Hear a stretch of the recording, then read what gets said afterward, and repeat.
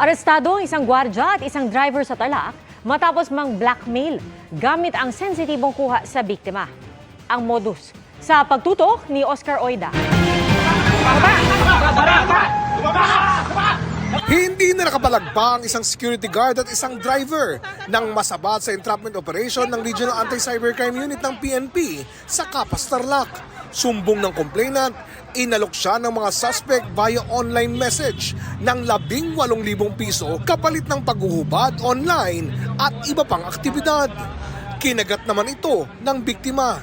Ang rason po kung bakit kumagat yung biktima dito ay nangangailangan po sila ng pera, gawa nung wala din silang trabaho. Pero higit pang kapalit ang hiningi umano ng mga suspect. Lingid sa kaalaman ng mga biktima, sir, na nagkakandak na pala or nag-screen recording itong suspect, nag-send itong isang suspect na security guard ng message dun sa victim na kung hindi ka magbibigay ng 2,500 ay ikakalat namin itong video na nude video na ginawa natin sa online.